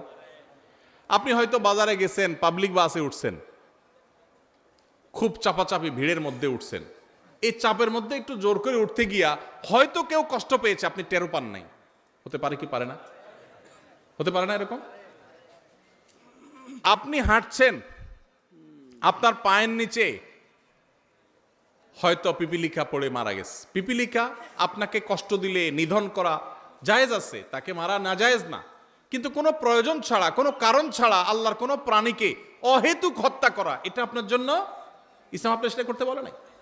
কিন্তু আপনার অজান্তে আপনার পায়ের নিচে পড়ে এরকম বহু প্রাণী হয়তো মারা গেছে, হোয়ারেস তাকে মারার কোনো কারণ হয়তো নাই, সে আপনার কোনো উপদ্রব করছে না, আপনি রাস্তা দিয়ে হেঁটে যাচ্ছেন, কিন্তু আপনার অজান্তে কাজটা হয়ে গেছে, হতে পারে কি পারে না? এরকম অন্তত কয়েক হাজার দৃষ্টান্ত এখানে বসে দেওয়া যাবে, খুঁটে খুঁটে বের করা যাবে, বড় তালিকা করা যাবে, যে আমাদের অজান্তেও আমাদের অনেক ভুল হয়। তাহলে কোনো মানুষ যদি বলে আমি আবার কি ভুল করলাম, আমার অন্যায়টা কি হলো, আমি অন্যায়টা কি করলাম, তাহলে এটাই হলো তার সবচাইতে বড় অন্যায়। আমার অপরাধটা কি, এই কথা যে বলে সে সবচেয়ে বড় অপরাধী। আল্লাহর কাছে বান্দা সব সময় তার অপরাধ বোধের কথা স্মরণ করবে। আমার অজান্তে কত অপরাধ হয়ে যাচ্ছে, জ্ঞাতসারে কত অপরাধ হয়ে যাচ্ছে। এই যে আমি কথা বলছি, এই কথাটা যে মাপে হওয়া দরকার একটু বেশি মাপে হয়ে যাচ্ছে, হতে পারে এটাও একরকমের সীমা লঙ্ঘন। আপনি আপনার বাবার সামনে মায়ের সামনে কথা বলছেন, বাবা মা নিজস্ব লোক, ঘরের লোক, সবচেয়ে আপন মানুষ, একটু জোরে বলে ফেলছেন, অন্যায় হয়ে যেতে পারে, তাদের মনে কষ্ট হতে পারে, তারা এটাকে মাইন্ডে নিতে পারেন, তাহলে এটা একটা অপরাধ হতে পারে, অথচ আপনার খবরই নেই যে আপনি অন্যায় করেছেন। এরকম অজস্র অপরাধ হয়। এজন্য ইমানদার সবসময় তওবা করবে। আমাদের প্রিয় নবী সাল্লাল্লাহু আলাইহি সাল্লামের প্রিয় একটা আমল ছিল নিয়মিত তওবা করা। আপনি মিডল ইস্টে গেলে দেখবেন অ্যারাবিয়ানরা, বিশেষ করে সৌদি নাগরিকরা, কোনো ডাক্তারের ওয়েটিং রুমে বা কোনো পাবলিক প্লেসে, কোনো অপেক্ষার জায়গায় তারা এরকম লিখে রাখে ইমলা আওকাতাল ইন্তেজার বিল ইস্তিগফার, অর্থাৎ ওয়েটিং এর সময়টাকে আল্লাহর কাছে ইস্তেগফার করে কাটান। ভাইরা আমার, এই জন্য নবী সাল্লাল্লাহু আলাইহি সাল্লাম নিয়মিত প্রতিদিন ইস্তেগফার করতেন, কমপক্ষে 70 বার, সম্ভব হলে আরো বেশি সংখ্যক বার আমরা ইস্তেগফার করার চেষ্টা করব। আল্লাহ আমাদের সবাইকে তৌফিক দান করুন। ইস্তেগফারের চেতনা হলো আল্লাহর কাছে নিজের অপরাধের কথা স্মরণ করে ক্ষমা চাওয়া, যে আল্লাহ আপনি মাফ করে দেন, আল্লাহ আমি আর গুনাহ করব না, আল্লাহ আমার অজান্তে ভুল হতে পারে, জ্ঞাতসারে ভুল হতে পারে, আল্লাহর কাছে মাপ চাওয়া। আল্লাহর কাছে মাপ চাওয়ার একটা মজা আছে ভাই। মানুষের কাছে মাপ চাইলে আপনার মনটা দেখবেন খারাপ হয়ে গেছে, একজনের কাছে আপনার ছোট হওয়া লাগছে, সে আপনার বলছে এখন মাপ চাবি, জোর করে আপনার মাপ চাওয়াইছে, আপনার কাছে ভালো লাগবে না খারাপ লাগবে? যে কোনো মানুষের কাছে, কারোর কাছে কেউ মাপ চাইতে ভালো লাগে না। কিন্তু আপনি আল্লাহর কাছে একটু মাপ চেয়ে দেখেন, চোখের পানি ফেলে, আল্লাহ আমার ভুল হয়েছে, আপনি মাফ করে দেন, আল্লাহ আপনি আমাকে মাগফিরাত নসিব করেন। আপনি যদি আল্লাহর কাছে মাপ চান, চোখের পানি ফেলেন, আল্লাহর শপথ পৃথিবীর বহু সুখ, বহু তৃপ্তির চাইতে বেশি তৃপ্তিদায়ক হবে আল্লাহর কাছে মাপ চাওয়ার মুহূর্তগুলো। সালহাতু সাঙ্গেবুদি দিল খারাস আজমুদে এক জামানা খাকেবাস। পাথর হয়ে তো বহুকাল ছিলে ভাই, একটু আল্লাহর কাছে চোখের পানি ফেলে একটু দোয়া করে কেঁদে কেটে দেখো, আল্লাহ আপনি আমাকে মাফ করে দেন, আল্লাহ কত ভুল করেছি আপনি ক্ষমা করে দেন। এই ক্ষমা চাওয়ার মধ্যে যে তৃপ্তি আছে, পৃথিবীর বহু ভোগের মধ্যে সেই তৃপ্তি নাই। এই জন্য আল্লাহ ভালোবাসেন সেই মানুষগুলোকে যারা তওবা করে। তওবা কি? তওবা হলো রুট চেঞ্জ, রাস্তা পরিবর্তন। আপনি যাচ্ছেন জাহান্নামের দিকে, আপনি সেটা চেঞ্জ করে জান্নাতের রুটে উঠে গেলেন। ভুল পথে চলছিলেন, সেটা ছেড়ে এখন সঠিক পথে চলে আসছেন, এটার নাম কি ভাই? তওবা। নামাজ পড়তাম না, এখন নামাজ শুরু করেছি। খারাপ বন্ধুর সাথে চলতাম, এখন আর চলি না, ভালো বন্ধুর সাথে চলি। অন্য মেয়েদেরকে টিজ করতো যে বন্ধুরা, তাদের সাথে আড্ডা দিতাম, এখন আর সেদিকে যায় না। আল্লাহর ভয়, আল্লাহর সামনে দাঁড়াতে হবে, আল্লাহ শাস্তি দিবেন, পাকড়াও করবেন, ছাড় দিবেন না, সেই ভয়ে আমি সেই জায়গা থেকে সরে আসছি, এখন ভালো বন্ধুর সাথে চলি। এর নাম তওবা। তওবা শুধু মুখে আস্তাগফিরুল্লাহ ওয়া আতুবু ইলাইহি বলার নাম নয়, তওবা একটা আচরণের নাম, তওবা একটা স্বভাবের নাম, তওবা একটা অ্যাটিটিউডের নাম, তওবা একটা অ্যাপ্রোচের নাম। তওবা হলো আমার অবস্থান পরিবর্তন করার নাম, নিজেকে পরিবর্তন করতে হয়। ভাইরে, জীবনে একটা সময় পরিবর্তন করা লাগে। বয়স যার যেটুকু হয়েছে, জীবনের মূল্যবান সময় অনেকখানি পার হয়ে গেছে, আর কত? এখনই আসুন তওবা করি। আলাম ইয়ানিল্লাযীনা আমানু আন তাখশা কুলুবুহুম লিযিকরিল্লাহ। ইমানদারদের কি এখনো সময় হয়নি যে আল্লাহর স্মরণ হয়ে আল্লাহর সামনে দাঁড়াতে হবে? সেই কথা চিন্তা করে তাদের অন্তরটা বিগলিত হবে, অন্তরটা নরম হয়ে যাবে, আল্লাহর ভয়ে চোখের পানি ফেলে সে নিজের জীবনকে চেঞ্জ করবে, সে নিজের লাইফকে, রুটকে পরিবর্তন করবে। এই সময় কি এখনো আসে নাই? ভাইরা আমার, এই জন্য তওবা করতে হয়, কোন একটা সময় এসে নিজেকে পরিবর্তন করতে হয়। আজকের এই মাহফিল থেকে আসুন পরিবর্তনের শপথ করে যাই, অঙ্গীকার করি, নিয়ত করি যে আমি আর খারাপের পথে যাব না, আমার জীবনে খারাপ কোনো কিছু আমি আর রাখতে দিব না, আমি নিজেকে পরিবর্তন করব, চেষ্টা করব তো ইনশাআল্লাহ। যদি এটা করতে পারেন, অটোমেটিক আল্লাহর ভালোবাসা পেয়ে যাবেন, অটোমেটিক আল্লাহর ভালোবাসা পাবেন। প্রসিদ্ধ একটি হাদিস আপনারা বারবার শুনেছেন হয়তো, নবী করিম সাল্লাল্লাহু আলাইহি সাল্লাম বলেছেন, আল্লাহর বান্দা, আল্লাহর বান্দা আল্লাহ অনেক ভালোবাসেন। এর মধ্যে কোনো বান্দা যখন তওবা করে, গুনাহ করা থেকে ফিরে আসে, খারাপ কাজ থেকে সরে আসে, একে আল্লাহ কত ভালোবাসেন এটা বোঝাবার জন্য নবী সাল্লাল্লাহু আলাইহি সাল্লামের প্রসিদ্ধ একটা হাদিস আপনারা শুনেছেন। তিনি বলেছেন, একটা লোক সফরে বের হয়েছে, আজকালকার যুগের মতো সফর না, সেই শত শত হাজার বছর আগে মরুভূমিতে যেরকম জঙ্গলের ভিতর দিয়ে মানুষ সফর করতো, কোনো পথে কোনো দোকানপাট কিছু ছিল না, এরকম মরুভূমির মাঝখানে কোনো একটা গাছের নিচে তিনি যখন রেস্ট করার জন্য শুয়েছেন, যেই ঘোড়ায় করে যাচ্ছিলেন, ওই ঘোড়ার পিঠে তার খাবার দাবার পানি সব ছিল। ঘুম থেকে উঠে দেখেন ঘোড়া উধাও, নাই, রশি ছিঁড়ে নাই হয়ে গেছে। যতদূর চোখ যায় কোথাও কোনো মানুষ নাই, ঘোড়া তো নাই, কিছুই নেই। তো এই লোকটা অপেক্ষা করছে, একদিন, 2 দিন, 3 দিন, রাত যায়, দিন আসে, আর ঘোড়া আসার নাম নাই, আর এই মরুভূমিতে কোনো মানুষজনও নাই। তার এখন তৃষ্ণায় প্রাণ বের হওয়ার উপক্রম, ক্ষুধায় যান বের হওয়ার উপক্রম, আর কোথায় যাবে তার কোনো সীমারেখা নাই, শত শত হাজারো কিলোমিটার দুদু মরুভূমি। এরকম অবস্থায় লোকটা জীবনের আশা ছেড়ে দিছে, তাহলে আমার এখানেই বোধহয় মরে যেতে হবে। এই অবস্থায় সে যদি গাছের সাথে হেলান দিয়ে বা যে কোনোভাবে চোখ বন্ধ করে বা রেস্ট করে, আর হঠাৎ করে দেখতে পায় তার সেই ঘোড়া আবার সব জিনিসপত্র পিঠে যেভাবে ছিল ওইভাবে আছে, আর সে হাজির হয়ে গেছে, এই লোকটা যতটা খুশি হবে, এবং খুশির চোটে সে আল্লাহ রাব্বুল আলামিন এর প্রশংসা করতে গিয়ে সে তার কথা পর্যন্ত পরিবর্তন হয়ে যাবে, ভুল বলে ফেলবে। এই লোকটা যেরকম আনন্দে আত্মহারা হয়ে যাবে, আল্লাহ তাআলার কোনো বান্দা যখন তার জীবনকে পরিবর্তন করার সিদ্ধান্ত নেয় যে আমি আর খারাপ বন্ধুর সাথে চলবো না, খারাপ পথে চলবো না, কারোর কষ্ট দিব না, গুনাহের পথে যাব না, বেনামাজি থাকবো না, সে যখন রুট চেঞ্জ করার সিদ্ধান্ত নেয়, তওবা করে, খারাপ পথ থেকে ভালো পথে ফিরে আসে, স্বয়ং আল্লাহ রাব্বুল আলামিন ঠিক একইভাবে তার এই তওবার কারণে আল্লাহ তাআলা খুশি হয়ে যান, আনন্দিত হন, তার প্রতি আল্লাহ তাআলা সন্তুষ্ট হয়ে যান। আর এই কথাটাকে আল্লাহ রাব্বুল আলামিন কোরআনে হাকিমের একাধিক জায়গায় আল্লাহ তাআলা ব্যক্ত করেছেন। সূরা বাকারা 222 নম্বর আয়াতে আল্লাহ রাব্বুল আলামিন বলেছেন, ইন্নাল্লাহা ইউহিব্বুত তাওয়াবিনা ওয়া ইউহিব্বুল মুতাতাহহিরিন। যারা তওবা করে, যারা জীবনকে পরিবর্তন করে, আল্লাহ তাদেরকে ভালোবাসে। এই জন্য ভাই জীবন পরিবর্তন করবো তো ইনশাআল্লাহ? শুধু ওয়াজ শুনবো না, পরিবর্তনও করবো ইনশাআল্লাহ? পরিবর্তন করবো তো ইনশাআল্লাহ? আল্লাহ আমাদের সবাইকে জীবনকে পরিবর্তন করার তৌফিক নসিব করুন। ভাইরা আমার, জীবন পরিবর্তন করার স্বাদ আছে, একটু করে দেখেন, অবর্ণনীয় স্বাদ আছে। গুনাহের স্বাদ বহু পেয়েছেন, গুনাহ ছাড়ারও স্বাদ আছে ভাই। মা বাবার অবাধ্য হয়েছেন, হঠাৎ করে আল্লাহর ভয়ে বিগলিত হয়ে যে আল্লাহর সামনে দাঁড়াতে হবে, শাস্তির মুখোমুখি হইতে হবে, এই জন্য মা বাবার কাছে যে করজোড় করে, বাবা মাফ করে দেন, আর অন্যায় করবো না, বহু অপরাধ করেছি, এর একটা স্বাদ আছে ভাই। শয়তান আমাদেরকে জীবন চেঞ্জ করতে দেয় না, কিন্তু আপনি জীবন চেঞ্জ করে দেখেন, আপনার রুট চেঞ্জ করে দেখেন, তওবা করে দেখেন, অসম্ভব রকমের তৃপ্তি পাবেন, ঈমানি স্বাদ পাবেন। আল্লাহ তাআলা আমাদের সবাইকে তওবাকারীদের কাতারে শামিল হওয়ার তৌফিক নসিব করুন। ভাইরা আমার, ঠিক একইভাবে সূরা তওবার 108 নম্বর আয়াতেও আল্লাহ রাব্বুল আলামিন যাদেরকে ভালোবাসেন তাদের কথা বলেছেন। তাহলে এই আয়াত থেকে সূরা তওবা, সূরা বাকারার 222 নম্বর আয়াত থেকে আমরা জানলাম আল্লাহ তাআলা তওবাকারীকে ভালোবাসেন। এই জন্য তওবা করবো তো ইনশাআল্লাহ। তাহলে আল্লাহর ভালোবাসার চতুর্থ শ্রেণীর মানুষের পরিচয় পেলাম, তারা হলেন তওবাকারীরা। তারা কারা? তওবাকারীরা। আস্তাগফিরুল্লাহ ওয়া আতুবু ইলাইহি, আল্লাহর কাছে ক্ষমা চাই, আল্লাহর কাছেই ফিরে যাই, আল্লাহর কাছেই ফিরে আসছি, আল্লাহর দিকেই প্রত্যাবর্তন করছি, শয়তানের দিকে গেছিলাম আবার সরে আসছি, এর নাম তওবা। গুনাহ করছিলাম, গুনাহ ছেড়ে আল্লাহর বাধ্যতাগত হয়ে গেলাম, এর নাম তওবা। চেষ্টা করবো তো ইনশাআল্লাহ। ভাইরা আমার, আত্তাইবু মিনাজ যামবি কামান লা যামবা লাহ। যুবক ভাইরা আমার, জীবনে অনেক অপরাধ হয়ে গেছে, মোবাইলে অনেক হারাম জিনিস দেখেছেন, অনেক অপকর্ম করে ফেলেছেন, অনেক গুনাহ হয়ে গেছে, অনেক অন্যায় হয়ে গেছে। সুসংবাদ হলো, যদি তওবা করার ডিসিশন নেন, সিদ্ধান্ত নেন যে না আমি জীবনকে পরিবর্তন করব, আল্লাহ রাব্বুল আলামিন এত দয়ালু, এত মায়ালু, এত আরহামুর রাহিমিন যে বান্দা যদি তওবা করার সিদ্ধান্ত গ্রহণ করে, আপনার আমার মালিকের ঘোষণা আছে। নবী সাল্লাল্লাহু আলাইহি সাল্লাম বলেছেন, আত্তাইবু মিনাজ যামবি কামান লা যামবা লাহ।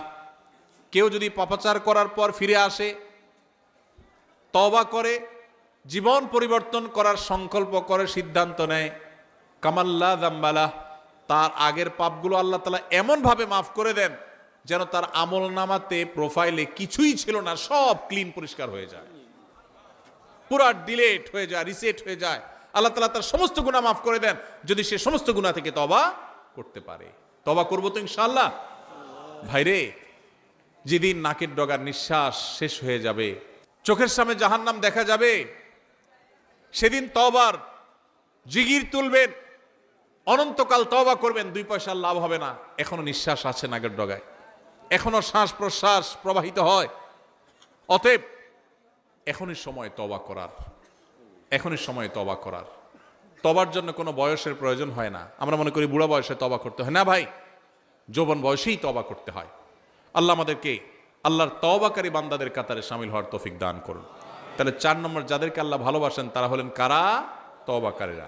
নাম্বার 5, উত্তম রূপে পবিত্রতা অর্জনকারী। এদেরকে আল্লাহ তাআলা ভালোবাসেন, যারা খুব ভালোভাবে পবিত্রতা অর্জন করে। ভালোভাবে পবিত্রতা অর্জন করা বলতে, আপনি যখন অজু করবেন, অজুটা সুন্দর করে করবেন। অজু সুন্দর করে করার মানে এই না যে পানি 3 বালতি খরচ করা। কম পানিতে ভালো করে অজু করতে পারা, এটাই হলো একজন আদর্শ ইমানদারের বৈশিষ্ট্য। আমাদের সমাজে দেখবেন আমরা টেপে অজু করি, তো কত পানি আমাদের খরচ হয় আমরা জানিও না। বড় একটা বালতি রেখে টেপে অজু করে একদিন, এরপর তাকায় দেখবেন হয় বালতি ফুল হয়ে গেছে না ফুল হওয়ার কাছাকাছি হয়ে গেছে, এত পানি লেগেছে। অথচ আমাদের প্রিয় নবী সাল্লাল্লাহু আলাইহি সাল্লাম অজু করতেন 1 গ্লাস পানি দিয়ে, সামান্য একটু পানি দিয়ে তার অজু কমপ্লিট হয়ে যেত। আর আমাদের অজু করতে 1 বালতি পানি যায়। এই যে যারা মনে করেন যে আমি কি এমন অপরাধ করলাম, আপনার লাগবে 1 গ্লাস, আপনি লাগাইছেন 1 বালতি, অপরাধ না? অপরাধ না? অপচয় হলো কি হলো না? খবরও নেই। আধুনিক বিশ্বে আমাদের অজান্তে এরকম হাজার অপরাধ হচ্ছে, করছি ইবাদত, অজু হচ্ছে অপচয়ের গুনাহ। জবাবদিহিতা আছে। এখন বলবেন তাহলে কি করব? টেপে অজু করা ছেড়ে দিব? ভালো হয় যদি টেপে অজু না করতে পারেন, বদনাতে, মগে, অন্য কিছুতে করতে পারেন, সবচেয়ে ভালো হয়। নাই সেই সুযোগ তো টেপে করেন, কিন্তু সতর্ক থাকেন যেন অতিরিক্ত পানি খরচ না হয়। ব্রাশ করছেন আর এদিকে টেপ ছেড়ে দিয়ে রাখছেন, পড়তে আছে, হ্যাঁ, হাত ডলতেছেন, পাও ডলতেছেন, আর দিকে টেপ ছেড়ে দিয়ে আছে। একটু কষ্ট করে টেপটা বন্ধ করে নিয়ে ডলেন, সেটুকু করছেন না। অজু করি আবার সাথে পানি অপচয় করি। বেশিরভাগ মানুষ, শতকরা হয়তো 99 জন মানুষ আমরা অজু করি সাথে অপচয় করি। কজন আছেন এখানে বলতে পারবেন যে আলহামদুলিল্লাহ আমি এ ব্যাপারে সচেতন? আমরা সচেতন থাকবো তো ইনশাআল্লাহ। তো আমি যেটা বলতেছিলাম সেটা হলো, অজু করতে গিয়ে পানি বেশি খরচ করার নাম উত্তম রূপে পবিত্রতা নয়। উত্তম রূপে পবিত্রতার মানে হলো, এই যে শীতের দিন আসছে, আসরের অজু দিয়ে কে কে এসা পড়তে পারেন? হাত তোলেন দেখি। মাশাআল্লাহ, দেখছেন? আসরেরও যদি এশা পড়তে পারা, এটা কি খুব বেশি বেটাগিরি? হ্যাঁ হ্যাঁ, আলহামদুলিল্লাহ কিছু মানুষ সুস্থ, এটা তাদের সুস্থতার আলামত, কিছু মানুষের জন্য এটা পজিটিভ, কিন্তু বেশিরভাগ ক্ষেত্রে এটা 2 নম্বরই। সবার ক্ষেত্রে বলি না, কিন্তু বেশিরভাগ ক্ষেত্রে। কিরকম? বিশেষ করে শীতের সময় আসরও যদি এশা পর্যন্ত চালানোর মানে হলো অজু যায় যায় ভাব, কিন্তু অজু ছাড়ে না, ধরে রাখে। আছে না নাই? টেনে টুনে আর আধা ঘন্টা আছে, এশাটা পার করতে পারলে জান বাঁচে। আছে না নাই? এই প্রবণতাটা কি ভালো না খারাপ? এটা স্বাস্থ্যের জন্য খারাপ, ইবাদতের জন্য খারাপ। নবী করিম সাল্লাল্লাহু আলাইহি সাল্লাম বলেছেন, আলা আদুল্লুকুম আলা মা ইয়ামহুল্লাহু বিল খাতায়া ওয়া ইয়ারফাউ বিহি দারাজাত। কিছু আমল আছে যেগুলো মানুষের গুনাহ মাফ করে দেয়, আল্লাহর কাছে মর্যাদা বাড়ায় দেয়। এর ভিতরে একটা আমল হলো ইসবাগুল ওযুই আলাল মাকারিহ। কষ্ট উপেক্ষা করে হলেও ভালো করে ওযু করা, কষ্ট উপেক্ষা করে হলেও ভালো করে ওযু করা। এই জন্য ওযু করতে কষ্ট হলেও ছেড়ে দিব ওযু। আপনার বাথরুমের বেগ আছে, বায়ুর বেগ আছে, পেশাবের বেগ আছে, কষ্ট করে আটকে রাখছেন, নামাজ পড়তেছেন, এটা নামাজ না, এটা ভালো করে নামাজ পড়া হলো না, ছেড়ে দেন ওযু। ফ্রেশ হয়ে ওযু করলে মরে যাবেন নাকি? একটু কষ্ট হবে ঠান্ডাতে, কি সমস্যা? কিন্তু ফ্রেশ মোডে ইবাদত করবেন, ওইটার সওয়াব বেশি হবে। আর পেশাবের বেগ আছে, মন হলো টয়লেটের দিকে, আর এদিকে আপনি নামাজ পড়তেছেন, এই নামাজ কখনো ভালো নামাজ হতে পারে না। শ্বশুরবাড়িতে প্রথম যাওয়ার সময় কি পেশাবের বেগ নিয়ে যাবেন? সব ফ্রেশ ট্রেশ করে তারপরে বাহাদুরের মতো ঢুকার চেষ্টা করবেন। তো আল্লাহর দরবারে দাঁড়ানোর সময় কিভাবে পেশাবের বেগ নিয়ে নামাজ দাঁড়ান? ছেড়ে দেন ওযু। তো এই জন্য উত্তম রূপে ওযু করে যারা, তাদেরকে আল্লাহ ভালোবাসেন। উত্তম রূপে পবিত্রতা অর্জন করে, শুধু ওযু না। যদিও উত্তম রূপে পবিত্রতা অর্জন করার একটা সংজ্ঞা হলো যে অজুর অঙ্গগুলো ভালো করে ধোয়া, যাতে শুকনো না থাকে। নবী সাল্লাল্লাহু আলাইহি সাল্লাম বলেছেন, ওয়াইদুল আকাবিনান নার, তোমাদের পায়ের গিরা গোড়ালি এগুলোকে জাহান্নামের আগুন থেকে বাঁচায়ও। কারণ অজুর সময়, শীতের সময় বিশেষ করে অনেক সময় দেখা যায় এগুলো শুকনা থাকে, ভালো করে ডলতে হয়। অনেকে দেখবেন যে শীতের সময় অজুখানাতে কোনো ভিড় থাকে না, দেখবেন, কারণ দ্রুত গতিতে 4G 5G গতিতে অজু হয়। হ্যাঁ, শীতের সময় অজু হয় 4G 5G গতিতে, আর গরমের সময় 2G গতিতে, নেটওয়ার্কই থাকে না। এত আস্তে আস্তে অজু, খবর নাই, কারণ আরাম লাগে। তো শীতের সময় হোক আর গরমের সময় হোক, অজুর অঙ্গগুলো ভালো করে ধোয়া। গোসল ফরজ হয়েছে শীতের দিন, কে কি মনে করবে এসব চিন্তার দরকার নেই, গোসল করবেন। ফরজ নামাজ পড়তে হবে আপনাকে, এটা মাফ নাই। যা হয় হোক আপনার নামাজ পড়তে হবে, এটা জীবন মরণের ব্যাপার। অতএব উত্তম রূপে পবিত্রতা অর্জন করতে হবে। ফরজ গোসল যখন করবেন, আগে নাপাকগুলো ভালো করে ধুয়ে পরিষ্কার করে, কাপড়ের নাপাক পরিষ্কার করে, এরপরে পুরো শরীরের নাপাক পরিষ্কার করে ভালো করে ধোবেন, ভালো করে গড়গড়া করে কুলি করবেন। এটা হলো উত্তম রূপে পবিত্রতা অর্জন করা। আল্লাহ রাব্বুল আলামিন কোরআনে হাকিমে প্রশংসা করেছেন কাদের? প্রশংসা করেছেন সূরা তাওবার 108 নম্বর আয়াতে ওই সমস্ত মানুষদের যারা উত্তম রূপে পবিত্রতা অর্জন করে। আল্লাহ বলেছেন, আল্লাহু ইউহিব্বুল মুত্তাহিরিন। মসজিদে কুবা, মদিনার এই এলাকার মানুষদের প্রশংসা করে আল্লাহ বলেছেন, ফিহি রিজালুন ইউহিব্বুনা আন ইয়াতাতাহহারু। এই এলাকার কিছু মানুষ আছে, এরা খুব ভালো করে পবিত্রতা হইতে পছন্দ করে, আর আল্লাহ তাআলা ভালো করে পবিত্র হওয়া মানুষদের ভালোবাসেন। এখানে ভালো করে পবিত্রতা হওয়ার অনেকগুলো তাফসীর এবং ব্যাখ্যার মধ্যে একটা হলো যে আরবের মানুষরা পানি মরুভূমিতে খুব বেশি পাওয়া যেত না, তারা অনেকে ঢিলা কুলুক ব্যবহার করে ক্ষান্ত হতো, আর কুবার মানুষেরা তারা ঢিলা কুলুক ব্যবহার করতো, আর পানিও ব্যবহার করতো, অর্থাৎ ভালোভাবে পবিত্রতা অর্জন করত। এটা আমাদের মুসলমানদের একটা সৌন্দর্য, আমরা উত্তম রূপে পবিত্রতা অর্জন করা শিখেছি আলহামদুলিল্লাহ। পৃথিবীর অনেক দেশে মানুষ আছে তারা ওয়াশরুম সেরে পানি ব্যবহার করে না, আছে না? নেই? আছে।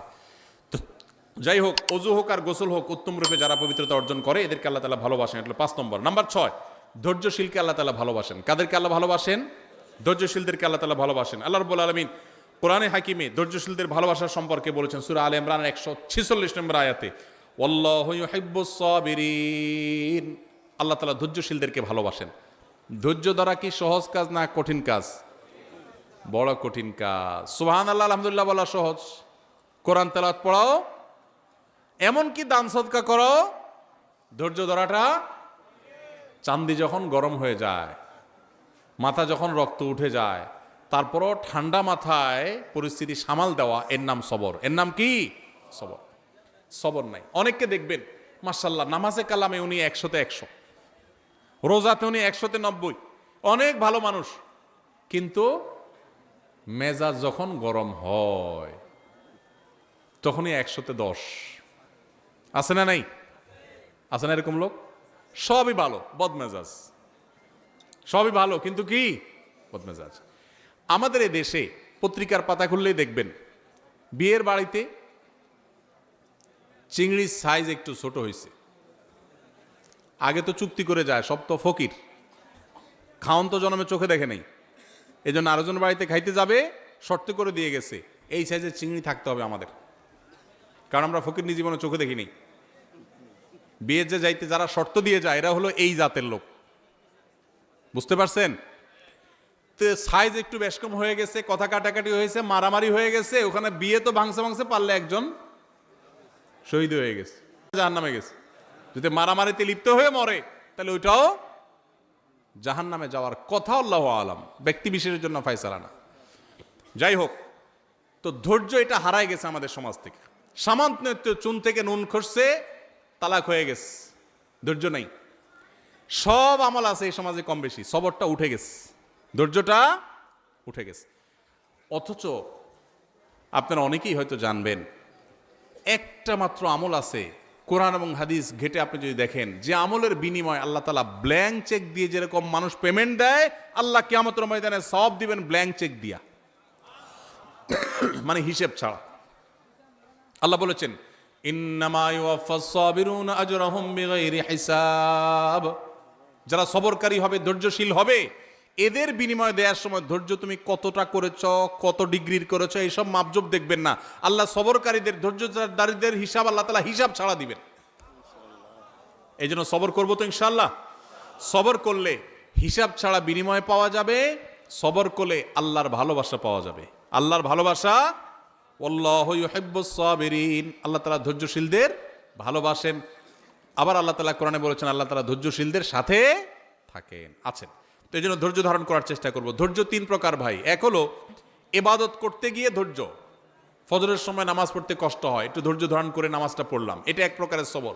আরেকটা হলো গুনাহ ছাড়তে গিয়ে ধৈর্য, একটা অপকর্ম করতে মন চাচ্ছে কিন্তু করলাম না, এটা এক প্রকারের ধৈর্য। আরেকটা হলো বিপদ আপদ হয়েছে, মাথাটা ঠান্ডা রাখলাম। ধৈর্য বিপদে সবাই ধারণ করে, ঠেলা খাওয়ার পরে সবাই ভালো হয়, ওই ভালো হওয়ার দাম নাই। আপনার মসজিদে গেছেন, জুতার দেখেন চোরে নিয়ে গেছে, বিপদ না? বিপদ না? বিপদ। মাথাটা গরম হয়ে গেছে, চোরের 14 গোষ্ঠী ধরে গালিগালাজ করলেন, মা বাপ তুলে গালিগালাজ করলেন, ধৈর্য হইল? হইল না। গালিগালাজ করে এখন চিন্তা করলেন যে এত গালিগালাজ করে লাভ হইল কি? চোর তো জুতা নিয়ে এখনো বেচাও শেষ হয়তো, তাহলে নিজের মুখ নষ্ট করলাম, লাভ হইল কি? এবার বলতেছেন থাক, যেহেতু চোরে নিয়েই গেছে, সাদাকার নিয়াত করলাম, থাক। এই সাদাকা হবে? নবী সাল্লাল্লাহু আলাইহি সাল্লাম বলেছেন ইন্নামাস সাবরু ইনদা সাদমাতিল উলা, বিপদ যখন আসবে প্রথম ধাক্কার সময় টিকে থাকা, হজম করে ফেলা, ধৈর্য ধারণ করা, এটাই হলো সবর। এটা হলো কি? সবর। ওইটাই ধারণ করতে হবে, চেষ্টা করবো তো ইনশাআল্লাহ। তাহলে ধৈর্য ধারণ করব ভাই। ধৈর্য ধারণ করতে পারলে ধৈর্যের ফল সবসময় ভালো হয়, কখনো খারাপ হয়। ধৈর্য ধারণ করে পৃথিবীতে মানুষ ক্ষতিগ্রস্ত হয় না, বাহ্যিকভাবে ক্ষতিগ্রস্ত হলেও আল্লাহর কাছ থেকে অফুরন্ত সওয়াব পায়। এই জন্য কখনো মাথা গরম করে সবর বা ধৈর্যহীন হব না, চেষ্টা করবো তো ইনশাআল্লাহ।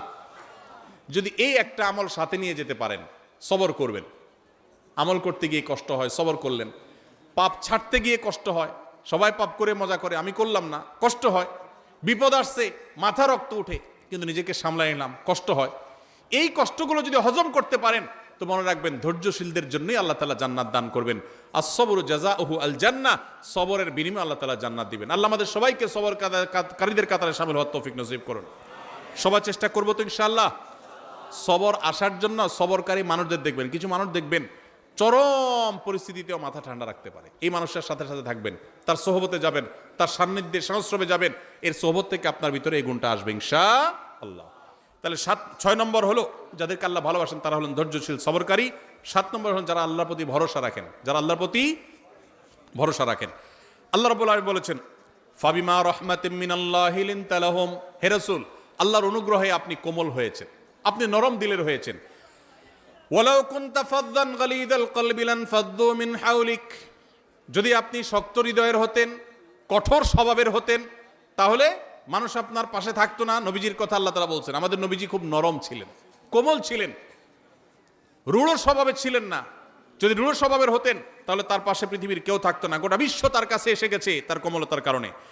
এরপর আল্লাহ তাআলা বলেছেন, ফাফু আনহুম ওয়াস্তাগফির লাহুম ওয়াশাবিরহুম ফিল আমর। অতএব হে রাসূল, আপনি যে সাহাবী সহচরদের মধ্যে থাকেন, আপনার সাথে থাকা লোকদের, তাদেরকে আপনি ভুল হলে মাফ করেন, তাদের জন্য আল্লাহর কাছে ক্ষমা চান এবং তাদের কাছে পরামর্শ করেন। ফাইদা আযামতা, পরামর্শ করে যদি কোনো সিদ্ধান্ত গ্রহণ করেন, ফাতাওয়াক্কাল আলাল্লাহ, তাহলে আল্লাহর উপর এরপরে ভরসা করবেন। কেন? কারণ ইন্নাল্লাহা ইউহিব্বুল মুতাওয়াক্কিলিন, আল্লাহ তাআলা আল্লাহর উপরে ভরসাকারী তাওয়াক্কুলকারীদেরকে ভালোবাসেন। সূরা আলে ইমরান 159 নম্বরে আয়াতে আমরা আল্লাহর ভালোবাসার মানুষদের সপ্তম প্রকারের সাথেও পরিচিত হলাম। তারা হলেন আল্লাহর প্রতি যারা তাওয়াক্কুল রাখে। কি রাখে ভাই? আল্লাহর প্রতি ভরসা রাখে। আল্লাহর প্রতি কি রাখে? ভরসা রাখে। আল্লাহর ভরসার মানে তো বুঝি আমরা না, কি? যেই কোনো কাজ করার মালিক একমাত্র কে? অতএব আমি শত চেষ্টা করব, আমার মামু খালু আছে, হাই হ্যালো আছে, যাই থাকুক, কিন্তু আমার ভরসা থাকতে হবে কার উপরে? যে হবে সেটাই যেটা আল্লাহ ফয়সালা করেন। আল্লাহ ফয়সালা না করলে বহু মামু খালু থেকে কিছু হবে।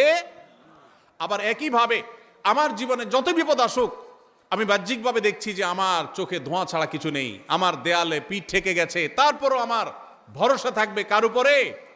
আল্লাহর উপরে। আল্লাহর উপরে ভরসা থাকবে যে আল্লাহ আমাকে দেখবেন। হাসবি আল্লাহ, যে কোনো বিপদে পড়বেন হাসবি আল্লাহ, মানে আল্লাহ আমার জন্য যথেষ্ট। এটা তাওয়াক্কুলের আলামত। উহুদ যুদ্ধের পর মুসলমানদেরকে যখন নানান ভয় দেখিয়ে সন্ত্রস্ত করার চেষ্টা করা হয়েছে, যে বদর যুদ্ধে উহুদ যুদ্ধে যেখানে মুসলমানরা নানাভাবে জর্জরিত, এরপরে আবার কাফেররা আবার সবাই একসাথে আসছে, এই কথা বলে তাদেরকে ভয় দেখানো হলো, তখন মুসলমানরা বলেছিলেন হাসবুনাল্লাহ, আল্লাহ আমাদের জন্য কি যথেষ্ট। একই কথা ইব্রাহিম আলাইহিস সালামও বলেছিলেন, যখন অগ্নিকুণ্ডে তাকে নিক্ষেপ করা হয়, তিনি বলেছিলেন আল্লাহ আমার জন্য যথেষ্ট। এই জন্য কেউ যদি কোনো বিপদে কোনো আপদে আল্লাহর প্রতি ভরসা রেখে বলে আল্লাহ আমার জন্য যথেষ্ট, সত্যি সত্যি আল্লাহ তার জন্য যথেষ্ট হয়ে যায়। এই জন্য ভাই, আমরা সবাই আমাদের জীবনে যে কোনো কিছু, আমি পরীক্ষা দিলাম, ভালো মন্দ যাই হলো, আল্লাহর উপর ভরসা রাখবো। এটা বিপদ আসছে, আমি ভেঙে পড়বো না, আমি আল্লাহর উপর ভরসা রাখবো। ইমানদার সবসময় কার উপরে ভরসা রাখবে? অসুখ হয়েছে, ওষুধ আমি সেবন করব, কিন্তু ভরসা হবে কার উপরে? আল্লাহর উপরে। বিপদ আপদ হয়েছে, 2-4-5 জনের কাছে গেছি, ভালো কথা, কিন্তু ভরসা হবে কার উপরে? আল্লাহর প্রতি। আল্লাহর প্রতি ভরসা, পদে পদে, পায়ে পায়ে। আজ বস্তুবাদের জোয়ারের, জয় জয়কারের এই পৃথিবীতে মানুষ আল্লাহর উপরে ভরসা ভুলে গেছে ভাই। এখন আল্লাহর উপরে ভরসা নাই, অসুখ হলে ওষুধের কথা আগে মনে পড়ে, আল্লাহর কথা মনে পড়ে না। এটা ঈমান দুর্বল হওয়ার লক্ষণ, আলামত খারাপ। এই জন্য বেশি বেশি করে আল্লাহর কথা স্মরণ করা, বিপদ আপদে আল্লাহকে স্মরণ করার চেষ্টা করা। আল্লাহর প্রিয় বান্দাদের মধ্যে সামিল হতে হলে এই তাওয়াক্কুলকারী হতে হবে। আল্লাহ আমাদের সবাইকে তৌফিক দান করুন। তাহলে 7 নম্বর, সেই সৌভাগ্যবান মানুষ যাদেরকে স্বয়ং আল্লাহ ভালোবাসেন বলে জানিয়েছেন, তারা হলেন, তারা পদে পদে জীবনের ক্ষণে ক্ষণে সব সময় ভরসা রাখে কার উপরে? আল্লাহর উপরে। আল্লাহর উপরে যারা ভরসা রাখে তারা কখনো বেইজ্জত হয় না, তারা কখনো মন খারাপ করে না। ধরুন আমি ওনার উপরে ভরসা রাখলাম, ওনার উপরে ভরসা রাখলাম, আপনার উপরে ভরসা রাখলাম, রেখে আমার ভরসাটা ভেঙে গেল, মনটা খারাপ হবে না? খারাপ হবে না? কিন্তু যদি আমি আল্লাহর উপরে ভরসা রাখি, যে ঠিক আছে ওনার কাছে গেলাম, উনিও আমার আপন, উনিও আমার আপন, সবই ঠিক আছে, কিন্তু ভরসা আমার কার উপরে? ওনাদের উপরে আমার ভরসা নেই। ভরসা কার উপরে? তাহলে এই ভরসা যদি ভঙ্গও হয় তাহলে আমার মন খারাপ হবে। আল্লাহর উপরে ভরসা রাখার পরে যদি আমি দেখি আমি যা চাইলাম তা হইল না, তাহলেও সান্ত্বনা আছে, আল্লাহ আমাকে যা চেয়েছি তা না দিয়ে হয়তো ইচ্ছে ভালো কিছু দিবেন। ঠিক না বে ঠিক?